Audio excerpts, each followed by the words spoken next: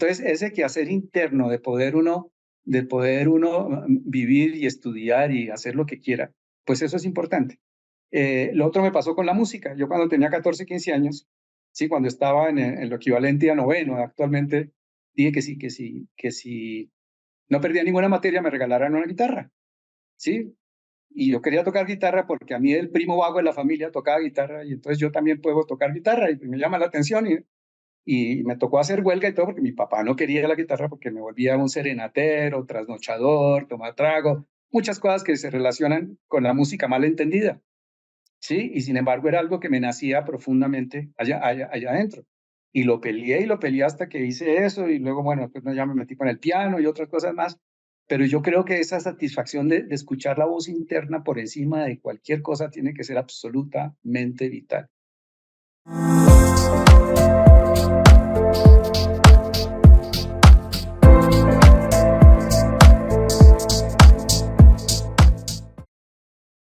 Y como les dije, seguimos en este autoanálisis, en este proceso de autoconocimiento y de estar muy conscientes de esta relación con esas pérdidas que tenemos, qué tan apegados somos, cómo son esos apegos, cómo es esa relación con esas pérdidas o esas nuevas etapas o esas cambios de situaciones que nos tocan, ¿no?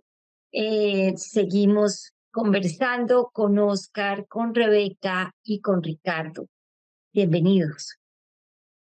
Yo tengo familia en Dinamarca y el hijo de mi primo, ahí pues todo es como socializado, ¿no? Entonces, él se dedicaba a nivel gobierno a entender la dinámica amigable en las oficinas. O sea, cómo hacer que el que trabaja esté más contento, ¿no?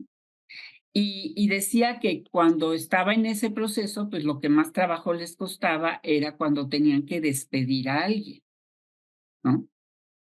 Y nosotros estábamos también en un proceso de reestructuración en la empresa de mi hijo y mía, y tratábamos de compartir, sí, a nosotros nos cuesta mucho trabajo despedir a nuestros empleados porque ya llevan muchos años y aunque los vamos a remunerar, es difícil que encuentren otro trabajo porque ya están más grandes y ya quién los va a tomar y eso los va a dejar, pues, mal, ¿no?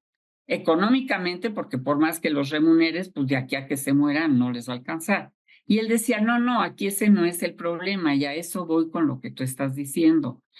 El problema de nosotros, dice él, es que la gente no puede aceptar que lo estén corriendo, porque fíjense en esto, en su tumba ponen, trabajó para General Motors por 45 años, ¿no? O sea, hasta el día en que te mueras tienes que haber trabajado en la misma empresa. El estar cambiando, que es ahora la moda entre los jóvenes, y yo siempre estuve cambiando y siempre me sentí medio mal, pero la cultura de esas generaciones y del hombre era, si te sacan de un lugar, es que tú estás mal, es que no eres lo suficientemente bueno en tu trabajo. Y eso es muy fuerte para el sexo masculino, porque una vez que pasa eso, ¿ahora qué haces? Pues mesero, pero dejar de trabajar es impensable, ¿no? Es muy interesante, por eso es importante siempre ver esta parte del género, porque tú eres el proveedor como hombre, tú eres el que tienes que estar trabajando. Mientras más trabajas en una empresa, más prestigio tienes, más sueldo tienes. Cuando vas a volver a empezar en otro lado, es que no eras lo suficientemente bueno. Y entonces, ¿cómo de que no? Las cosas cambian y uno es muy bueno y puede ser mejor en otro lado.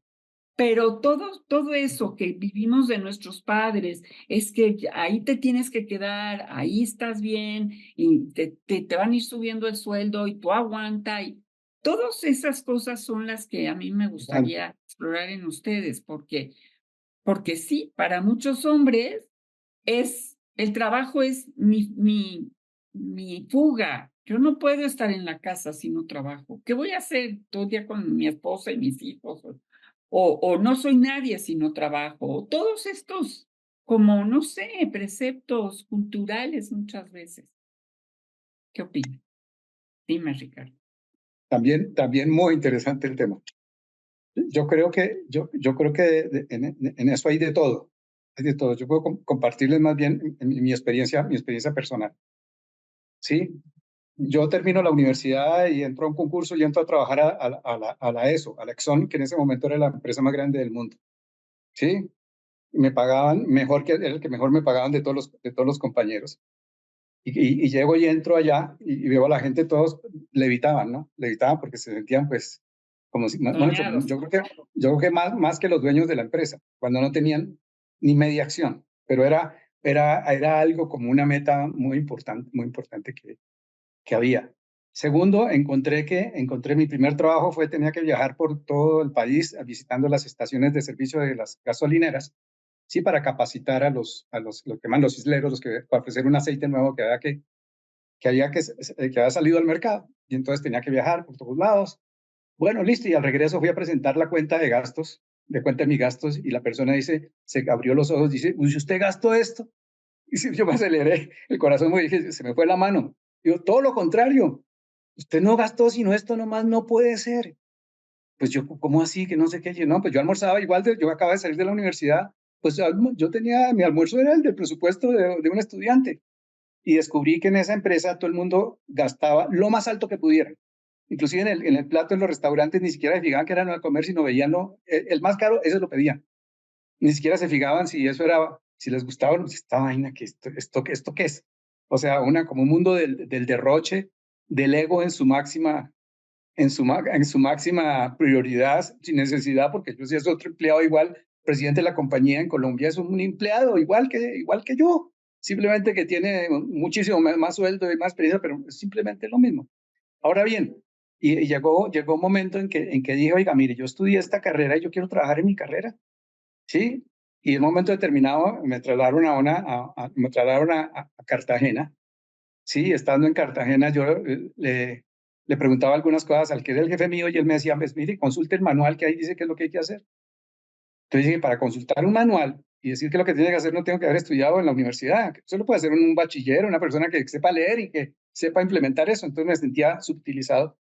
Sí, y bueno, en ese momento me llamaron de otra empresa que iba a trabajar como jefe de ingeniería industrial y se me hacía la boca agua y renuncié y me fui para allá. Como empresa, nada que ver.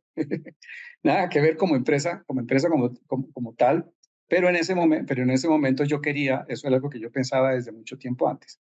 Ahora bien, esta es una empresa en que cuando comenté a la gente que me retiraba de esa empresa, está loco, una empresa en que todo el mundo llega a los 35, 40 años, préstamo para vivienda sin tasa de interés, préstamo de todo lo que quisiera uno lo podía tener desde el punto de vista financiero, pero desde el punto de vista profesional no era lo que yo quería ni lo que yo había querido estudiar. Y eso muchas veces durante la vida, cuando me di cuenta, la empresa que había pasado y comparándola, comenzó a darme angustia, ¿sí? Y hace como tentación de ir allá, porque al salir me entrevistaron y dijeron, ¿cómo así que se va a retirar acá? Pues, no, no, casi que retirar, pero de pronto por orgullo, pero también por la misma necesidad de ese cumplimiento profesional, pues lo pude hacer. Entonces, yo creo que esas metas, esos objetivos internos, tienen que estar por encima de cualquier otra cosa que tenga que ver con el dinero. Porque si es el dinero, pues entre los 5 que estamos acá montemos una empresa para traficar con coca y verá que nos ganamos toda la plata del mundo, ¿sí? Si ese es el objetivo. Entonces, ese quehacer interno de poder uno vivir y estudiar y hacer lo que quiera, pues eso es importante. Lo otro me pasó con la música. Yo cuando tenía 14, 15 años, sí, cuando estaba en lo equivalente a noveno, actualmente dije que si no perdía ninguna materia me regalaran una guitarra, ¿sí? Y yo quería tocar guitarra porque a mí el primo vago de la familia tocaba guitarra y entonces yo también puedo tocar guitarra y me llama la atención y me tocó hacer huelga y todo porque mi papá no quería la guitarra porque me volvía un serenatero, trasnochador, tomar trago, muchas cosas que se relacionan con la música mal entendida. Sí, y sin embargo era algo que me nacía profundamente allá adentro. y lo peleé hasta que hice eso, y luego, bueno, pues ya me metí con el piano y otras cosas más, pero yo creo que esa satisfacción de escuchar la voz interna por encima de cualquier cosa tiene que ser absolutamente vital, ¿sí? Y considerar que cada pérdida, digamos, yo cuando cada vez que pasaba de una empresa a otra, o me ofrecían una empresa a otra, a mí se me hacía la boca agua, simplemente por el hecho de que yo iba a aportar, sí, pero yo creo que iba a aprender muchas cosas nuevas. O sea, ese espíritu quiere aprender cosas nuevas porque mi objetivo, y el objetivo es, mira, algún día yo quiero ser consultor de empresas. Y si ser consultor de empresas, estoy en la misma empresa haciendo una sola cosa, pues eso no va a funcionar. Ahora bien, eso que comentabas ahora de las personas que llevan 35 o 40 años en una empresa, sí, que se ubican absolutamente, su vida es esa.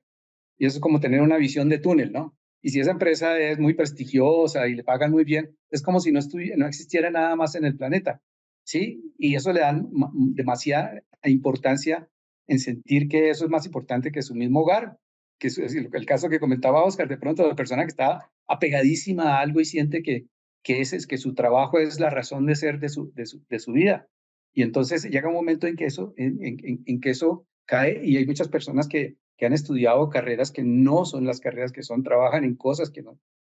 Yo veía un nivel en Estados Unidos, una investigación que hizo Gallup, que encontraba que como el 65% de la gente estaba haciendo trabajos que no, totalmente insatisfechos. O sea, que trabajaban en cosas que no los llenaban internamente, que quisieran estar haciendo otra cosa, sí, pero a veces sí, eso lo podían hacer, pero iban a ganar menos de la mitad de lo que estaban ganando. Entonces, ¿cómo iban a sacrificar la mitad de lo que estaban ganando?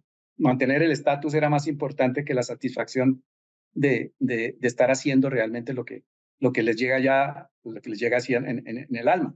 Pero cuando está uno en medio ambiente donde es más importante el aparentar ser que el ser, es más importante el estatus por el tamaño de la casa que tenga, cosa por el estilo, que su felicidad y que su satisfacción, pues es muy fácil caer en eso y meterse en ese mundo que algunas veces algunas personas alcanzan a darse cuenta, afortunadamente o desafortunadamente, porque a veces es muy triste. Sí, conozco el caso de una persona que ya iba a ser pensionar, era contador, sí, ya se iba a pensionar trabajando aquí en el Banco de la República y en un seminario que estaba hablando sobre los talentos, sí, el tipo encontró y llegó y dijo y se puso a llorar, señor ya como que 60 años, dice, no, yo estudié contaduría porque mi papá, el tío, el cura del pueblo, todos dijeron que yo tenía buena capacidad para los números y yo quería ser era educador, no ser contador, y ya casi se iba a pensionar como contador. Qué cosa más triste, Pues sí, sentir eso que nunca pude hacer lo que yo realmente quería. pues sí, yo creo que todo lo que pasó. Oscar, ¿quieres hablar? Perdón. Perdón, Ana, Sí, adelante. Perdón, no te vi. bueno, Ana. sí, dale, Ana, dale. No, es que es como si tuviera una lista para chulear de todas las anteriores me han pasado. Y solamente quiero hacer comentarios sobre cómo somos unos artistas para no enfrentarnos a lo que sentimos. Entonces, por ejemplo, en mi caso particular, yo tuve una pérdida de un bebé. Cuando a mí el médico me dice eso, pues yo estaba muy joven en ese momento, cuando el médico me dice eso, dije, no, esto hay que curarlo con rumba. Y me fui de rumba efectivamente porque dije, pues si no voy a tener ese bebé por el que me tenía que cuidar, pues me fui de rumba. Y efectivamente, pues ese sentimiento de me fui de rumba, pues estaba por dentro y después empecé a hacer úlceras, empecé a hacer una cantidad de cosas que solamente cuando acepté que lo que me estaba pasando sí había sido muy importante. Y cuando dije sí, me senté y caí en cuenta y dije, esto es muy importante, pues en ese momento fue que ya pude manejar ese sentimiento y pude, digamos, confrontarlo. Porque como decía Oscar, uno se hace loco. Entonces, no, eso no es conmigo y a mí no me pasa y a mí, y volviendo a los temas de que a mí mis papás me dijeron y enseñaron que yo tenía que ser fuerte y enfrentar todo lo que viniera en la vida. Entonces queda uno pues el épico que va a enfrentar esos sentimientos y los sentimientos están ahí. Si uno no los acepta y maneja, pues los sentimientos lo manejan a uno.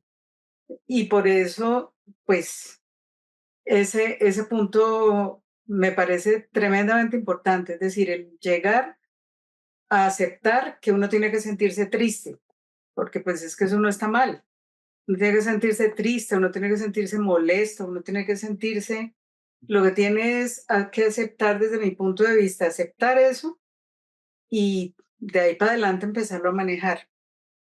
También me quedé sin trabajo, también me dijeron un día, su merced tan querida, tan linda y no sé qué más, pero aquí no va más. También el señor que me lo estaba diciendo me dijo, o la he hecho o usted firma. Entonces le dije, no, pues yo firmo que me voy porque no tengo que, pues, ¿cuál es el problema? Y también es aceptar, bueno, ¿qué pasó ahí? ¿Qué pasó conmigo? ¿Qué pasó con todas esas cosas que yo se suponía que podía hacer? Y entonces empieza el látigo, ¿no? Porque uno tiene guardado el látigo en la esquinita donde más le gusta, ahí tiene guardado el látigo y ¡juas! Entonces es mi culpa, es porque yo no sé qué, bla, bla, bla.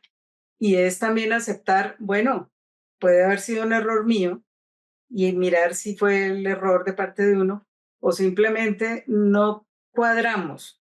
Como las parejas tampoco pueden cuadrar todas. Ni es la empresa para mí, ni yo soy para esa empresa. Y llegamos a un santo final y no pasó nada.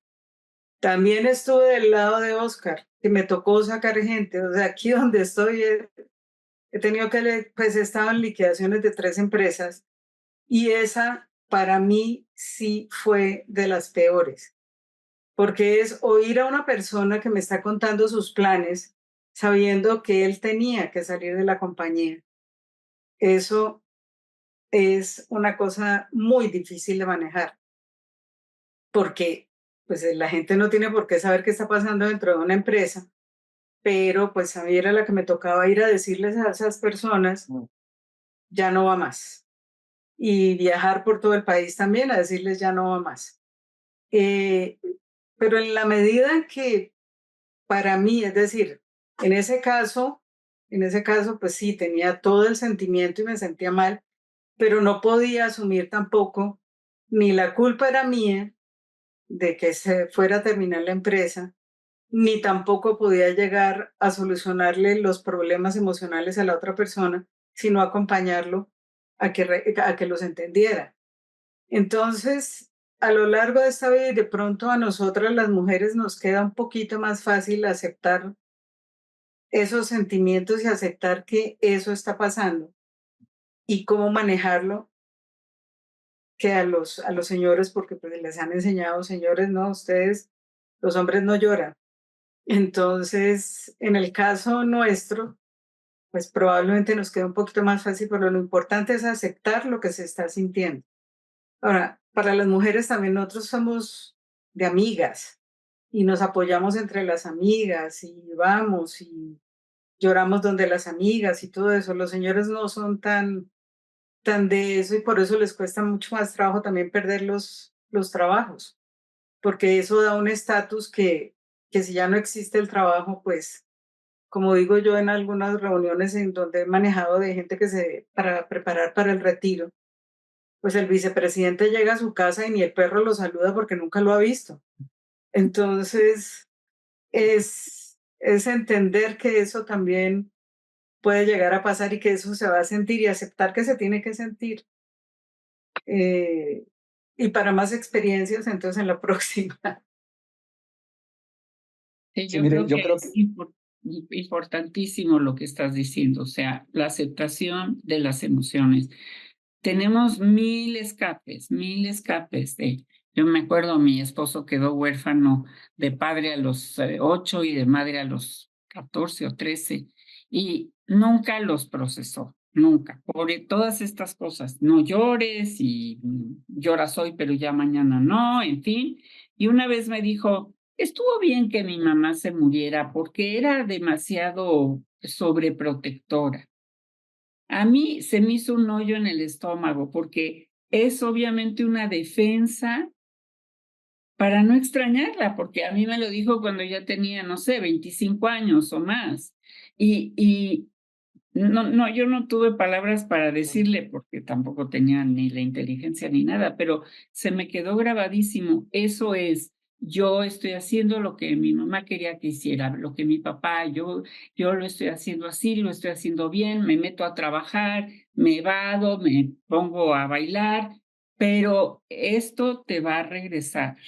Esto te regresa. Y en el caso de un padre mayor, bueno, estoy de acuerdo que no es lo mismo que cuando es uno niño, pero las muertes hay que procesarlas y las pérdidas hay que procesarlas. Si me voy a quedar pensionado en algunos años, pues más vale que me vaya preparando, porque si no he estado en la casa, como tú bien dices, Ana, el perro ni me va a saludar, me va a ladrar y a lo mejor hasta me muerde. Entonces mejor empiezo a acariciarlo unos añitos antes de que me llegue la raya y no acabo en esa situación que es súper común y que muchos, mujeres y hombres, enfrentamos y creemos que estamos mejor preparados como el nido vacío y el retiro y todo eso, y nos llega y nos acaba porque no fuimos lo suficientemente honestos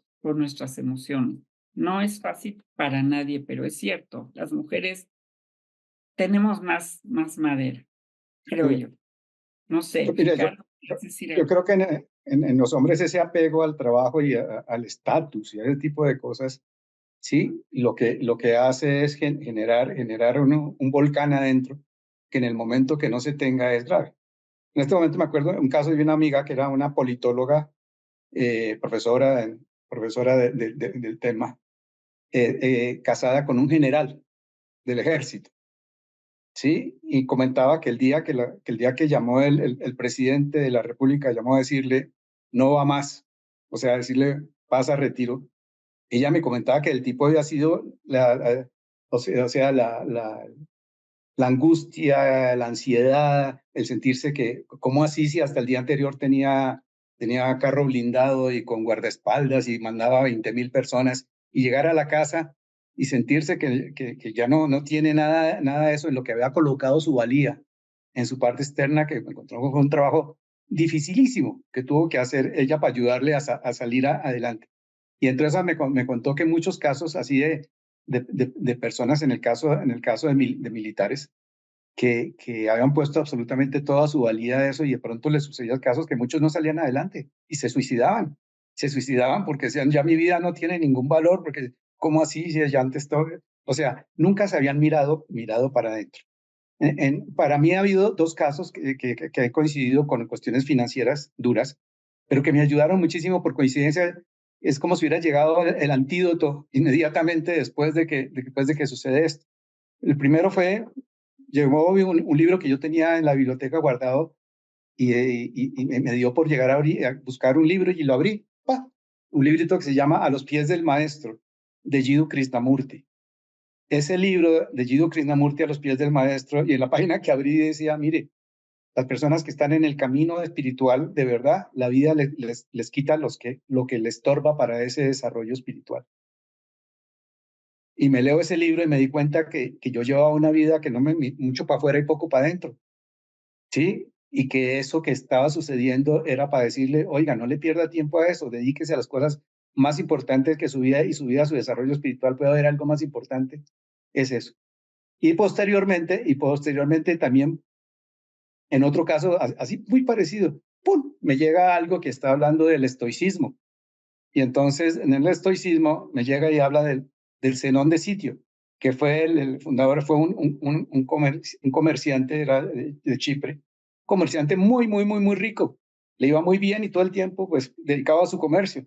Y un buen día, y creo que estaba viajando de Chipre a Grecia, algo así, y el barco se le hundió con todo. ¡Wow! Quedó sin nada. Y el tipo dice, eso fue lo mejor que me pasó en la vida, porque nunca había tenido tiempo para mirarme hacia adentro, ¿sí? Y comenzó a desarrollar toda la filosofía del estoicismo, que es muy bella, entre otras, ¿sí? Entonces me llega eso y lo leo y digo, oiga, aquí no ha pasado nada. Simplemente son señales de la vida en que uno tiene que dedicarse a otra cosa y que se cierra el ciclo. en mi segunda separación, cuando mi señora llegó y dijo, chao, hasta luego, se acabó eso, hasta hoy, se fue, chao, hoy. Y yo, un momentico, ¿qué pasó acá? Y me acuerdo la angustia. Y bueno, yo tenía en ese momento una maestra espiritual y fui a contarle, casi que no podía hablar ni podía comer porque sentía algo acá en la garganta, porque fue muy, muy de sorpresa, fue muy así, ¡pam! Y se me queda mirando ella y me dice, y me decía, me acuerdo de la frase porque me dijo, hermanito, te cambio de puesto, hazte tú aquí, yo me hago allá. Y yo le digo, ¿cómo así que me cambie de puesto? ¿Usted sabe lo que estoy sintiendo yo?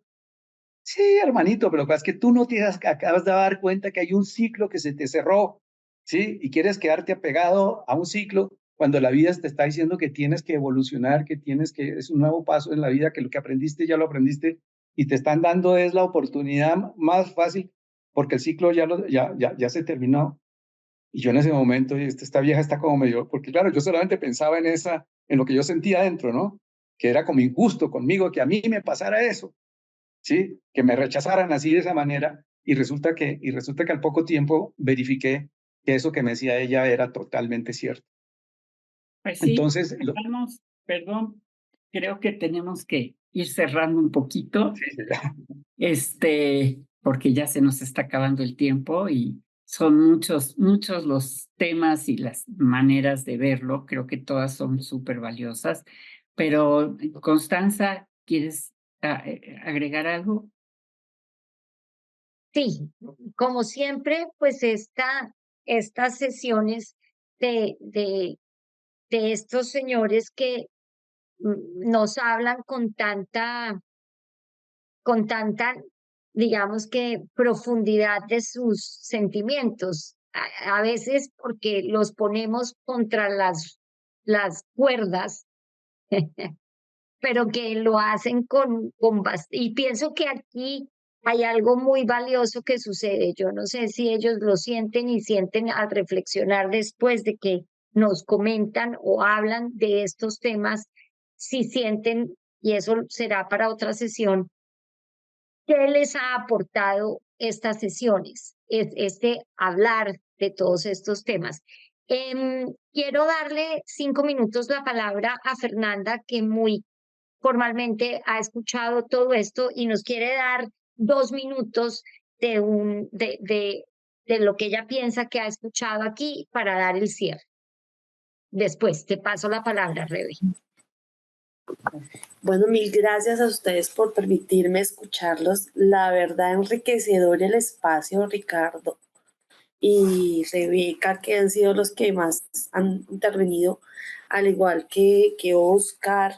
Bueno, ha sido un espacio muy interesante y creo que se abre la apertura para que nosotros podamos hablar de este tipo de temas hacia una sociedad que no está entendiendo realmente cómo son los sentimientos tanto de hombres y de mujeres. Por eso el título me parece súper relevante, Constanza, pero sobre todo el poder hablar abiertamente de lo que vivimos en un duelo, lo que experimentamos cuando somos líderes de negocio, cuando estamos en una amistad, como lo decía Rebeca, cuando tenemos que combinar un proceso de vida, como lo decía Ricardo, bueno, pues me separé y ¿qué puedo hacer?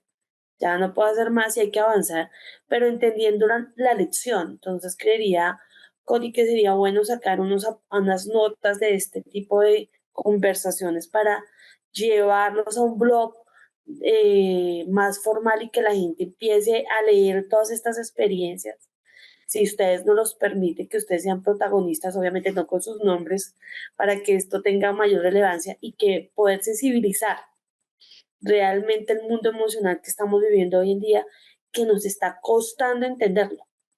Pensamos que era pues en el pasado no había educación emocional, no había educación sexual, no había educación financiera, no había educación espiritual. Y ya hoy con estos contextos tan amplios, sería fabuloso poder empezar yo digo que sensibilizar, concientizar a una sociedad que pronto dejaremos nosotros, pero que les dejemos un mensaje de cómo esto se ha experimentado y no como una vana interpretación, una vana lectura sin la experiencia, ¿no? Porque la experiencia que tenemos, que los que están convocados hoy, pues es súper amplia, Constanza.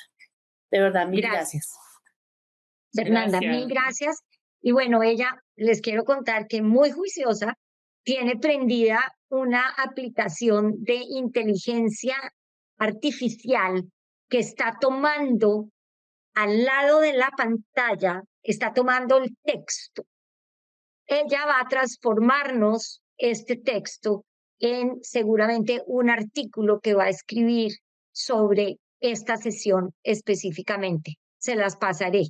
Esas son esas otras cositas que alrededor de este tema que me ocupa y que nos ha ocupado y que les agradezco enormemente que hayan tomado ese tiempo e invertido ese tiempo, porque con Rebeca lo hablábamos y yo le decía, pero es que ellos de pronto no tienen tiempo para conectarse porque pues tienen que trabajar, porque tienen que, y es una inversión de tiempo, y efectivamente me decía Rebeca, es una inversión en cada uno de nosotros. Y yo creo que cada una de estas sesiones es una inversión en nosotros. Pequeña, solo nosotros, porque ese es el impacto que podemos de pronto tener en nuestros entornos más inmediatos. Entonces, pues a todos de nuevo, mil y mil gracias. Y Rebe, cierra tú, por. Pues nuevamente, siempre enriquecida por sus comentarios, pues, por esa sensación de sensibilizar, de apertura, de cambiar un poco ciertos paradigmas en nosotros y en los demás, y imaginar, desear que esto lo vamos a promover en nuestro cotidiano con la gente que queremos, y abrir estas conversaciones con ellos y traer nuevas experiencias a este espacio. Pues eso. Muchas gracias como siempre de cada uno. Es en la medida en que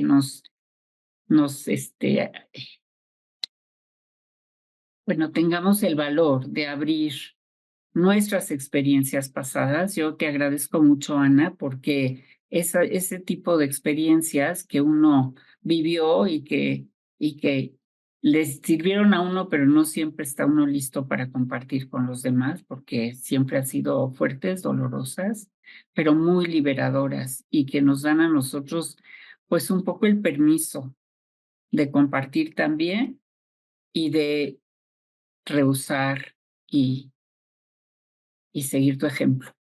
Muchísimas gracias a todos y cada uno por su transparencia, por su confianza, y yo creo que me gustaría dejarlos con algo que es muy fuerte, que casi todo lo que nos mueve hacia no hablar, hacia no entender, hacia no procesar, es el miedo.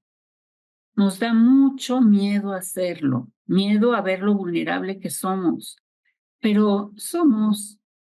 No importa qué tanto creamos que no, sí. Soltar el miedo. Gracias. Creo que, Mi Rebe linda, gracias. creo que ese tema del... Dime. Creo que ese tema del miedo concreto da para que lo organicemos una cosa más adelante para hablar del miedo. Básicamente del miedo y todos sus efectos, porque los efectos son por todos lados. Todo está ligado al miedo. Así es. Sale. Oscar y Anita, últimas palabras. Bueno, no Oscar. últimas palabras, suena funeral. No. Sí. Ya. Para mí hay muchos temas que se desprenden de lo que hablamos hoy, y que yo creo que nos va a dar tema para seguir reuniéndonos, y seguir hablando sobre las experiencias que hemos tenido, y sobre todo yo siempre comparto aquí las experiencias sobre la base de quienes eventualmente van a oír esto que hemos hablado acá, y de qué manera la experiencia que yo comparto a alguien le resuena porque le está pasando parecido o puede derivar alguna enseñanza. Entonces yo siempre seguiré con ese pensamiento y tratando de resaltar las cosas en las que yo me he equivocado para por lo menos servir de mal ejemplo. Que no Está cometan los mejor. mismos errores.